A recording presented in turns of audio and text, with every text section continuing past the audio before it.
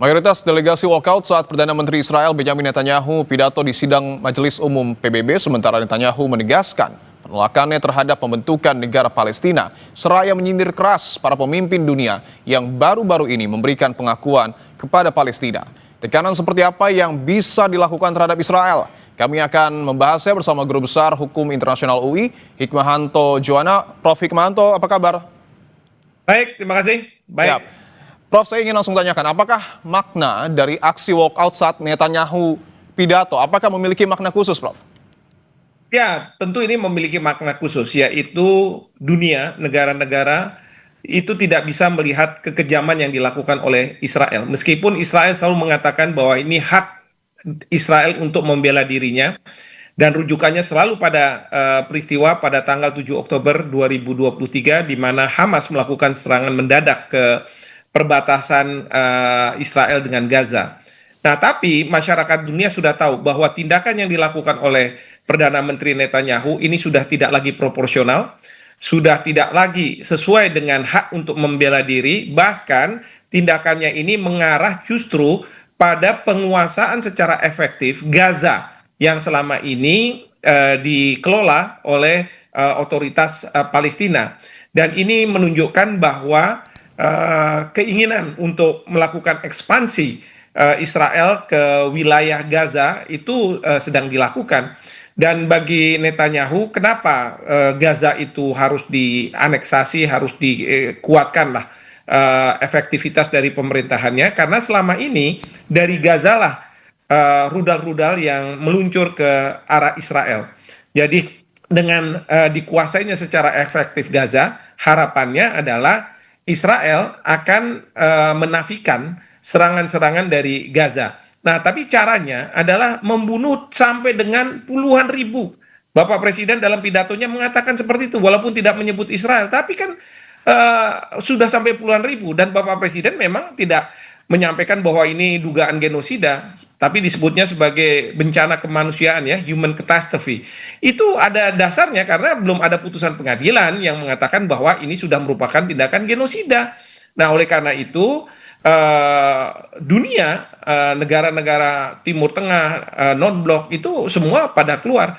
Bahkan kalaupun didengarkan, kita udah tahu Netanyahu mengkritik negara-negara Barat, Kanada, Australia, mungkin Spanyol, kemudian Kanada, yang seolah-olah memberikan imbalan kepada Hamas atas pengakuan kemerdekaannya. Padahal kan negara-negara ini tidak memberikan imbalan kepada Hamas. Negara-negara ini berpihak pada rakyat Palestina. Dan selama ini Indonesia, kita berpihak pada rakyat Palestina, bukan pada Hamas.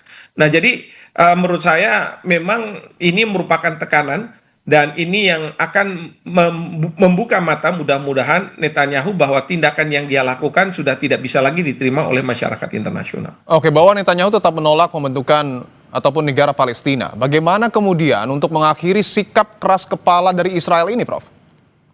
Ya, itulah yang kita harus lakukan, ya, berkomunikasi dengan pihak Amerika Serikat.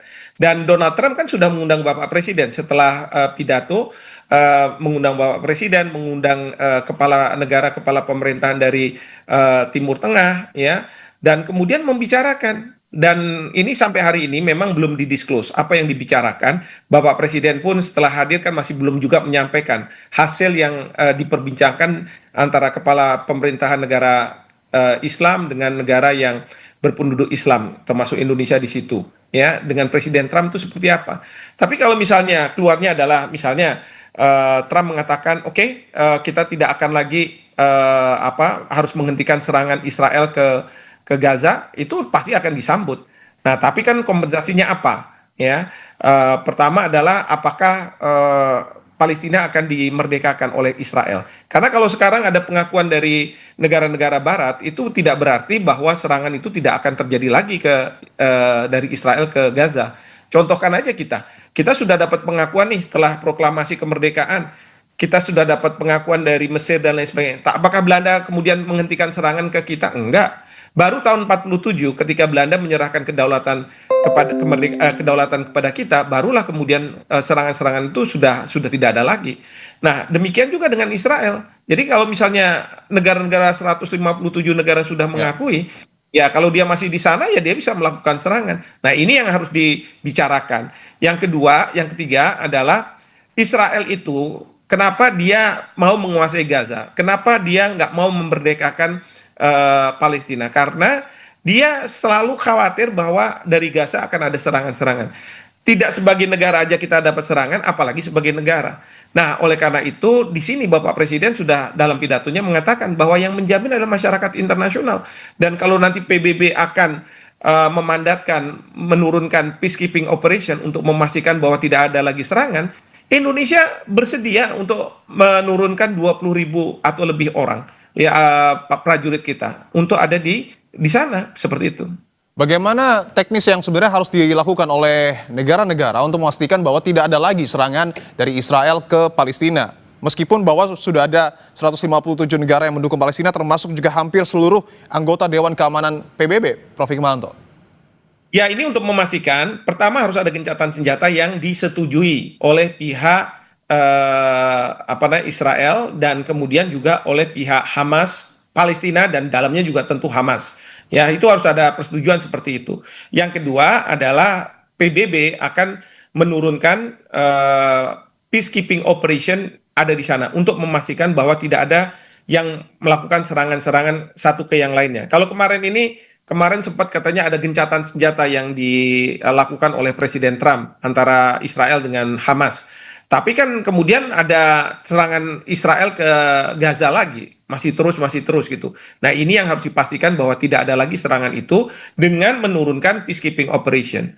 Di sini ya tentu Presiden Trump harus menelan air liurnya sendiri karena tadinya bilang PBB tidak ada artinya, sekarang dia mungkin harus membutuhkan PBB meskipun kalau Trump bilang pokoknya yang akan menjaga perdamaian itu adalah negara-negara Arab dan kemudian juga negara yang berpenduduk Islam terbesar termasuk Indonesia. Jadi kita akan ada di sana. Oke. Nah, tentu nanti yang diturunkan juga tim kesehatan ya, satuan-satuan kesehatan untuk membantu rakyat Palestina dan membuka arus masuk makanan untuk rakyat Palestina. Dan mudah-mudahan itu yang kita akan dengar ini ya dalam waktu dekat ini. Trump mengatakan bahwa dia akan mengumumkan, Bapak Presiden juga tidak menyampaikan, mungkin sudah ada kesepakatan di antara beliau-beliau siapa yang harus menyampaikan seperti itu. Oke, saya ingin tegaskan lagi, bagaimana terkait dengan statement dari Pak Prabowo Subianto yang meyakini bahwa akan ada terobosan dan bagaimana sebenarnya yang harus dilakukan oleh negara-negara agar Gaza juga tidak menyerang Israel dan Israel juga tidak menyerang kepada Palestina dan mengakui Palestina, Prof. Hikmahanto? Ya, yang pasti adalah mungkin ada pembagian tugas gitu ya. Harus ada yang bicara dengan pihak Hamas bahwa jangan kemudian mereka melakukan serangan, mereka harus membebaskan sandera, dan kemudian harus ada yang bicara dengan pihak Israel. Nah, yang pasti kita tidak mungkin bicara dengan pihak Israel, tapi kita bisa bicara dengan pihak Hamas dan kita bisa bicara dengan pihak Iran karena selama ini mungkin Iran yang membantu Hamas dalam melakukan serangan-serangan itu untuk kepentingan yang lebih besar, yaitu rakyat Palestina harus diselamatkan. Nah, itu yang penting dulu. Nah, kemudian yang kedua tentu tadi penjagaan perdamaian ini oleh peacekeeping operation dan Indonesia tidak akan mengirimkan pasukan kita kalau tidak ada mandat dari Perserikatan Bangsa-Bangsa seperti itu.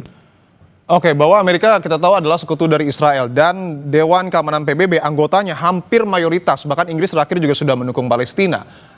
Untuk kemudian mendukung Palestina, apakah kemudian penggunaan hak veto ini bisa menjadi dalam tanda kutip solusi, Prof. Hikmahanto, untuk kemudian memerdekakan Palestina? Karena Amerika doang yang belum ya? Iya, nah ini ya selama ini Amerika selalu berada di belakang Israel dan Netanyahu makanya berani bertindak secara arogan, secara kejam gitu ya menurut ukuran masyarakat internasional karena dia merasa bahwa saya selalu di backup oleh Amerika Serikat dan Amerika Serikat masih percaya bahwa yang dilakukan oleh Netanyahu ini adalah hak dia untuk membela dirinya karena diserang oleh pihak Hamas. Nah, jadi kalau nanti Amerika Serikat sudah bergeser, nah sekarang ini kelihatannya Trump sudah juga bergeser posisinya dan kemudian tidak lagi mendukung 100% tindakan dari Netanyahu, bahkan sebaliknya dia minta kepada Netanyahu untuk menghentikan serangan, maka hak veto itu tidak akan keluar kalau misalnya ada resolusi yang akan memandatkan pasukan perdamaian PBB di antara Gaza dengan perbatasan Israel. Nah, yang kedua adalah tentu kalau misalnya nanti sebagai negara, ini kan ada di Majelis Umum PBB. Nah, ini harus ke Dewan Keamanan. Dan di Dewan Keamanan itu tidak boleh ada veto. Jadi kalau misalnya tidak ada veto dan diakui sebagai kemudian penerimaan Palestina sebagai negara penuh, berarti disitulah adanya kemerdekaan dari Palestina yang diakui oleh masyarakat internasional. Sama kok seperti kita dulu juga apa namanya, kalau misalnya belum penuh itu ya jadi observer saja. Tapi kalau sudah penuh berarti kita sudah diakui sebagai sebuah negara dan kemudian diberikanlah seat-nya itu ya, tempat duduknya itu, seperti itu.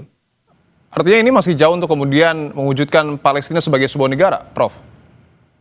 Kalau menurut saya ya, perhitungan saya tidak terlalu jauh. Oke. Ya, memang yang perlu dihentikan adalah serangan Israel ke Gaza itu harus dihentikan terlebih dahulu.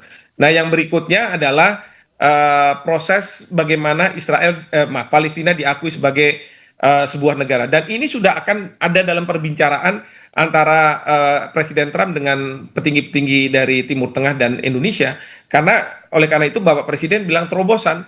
Ya, saya nggak bisa lain menduga terobosan itu adalah ya ada pengakuan itu. Tapi dengan catatan masyarakat internasional harus menjamin bahwa tidak akan ada serangan dari Palestina ke Israel kalau nantinya Palestina menjadi merdeka. Dan sekarang yang saya dengar Presiden Abbas juga sudah mengatakan bahwa kalau nanti ada perdamaian itu ada negara Palestina, maka tidak ada Hamas di situ. Karena dia juga perlu menjamin bahwa Hamas tidak ikut ada di situ gitu.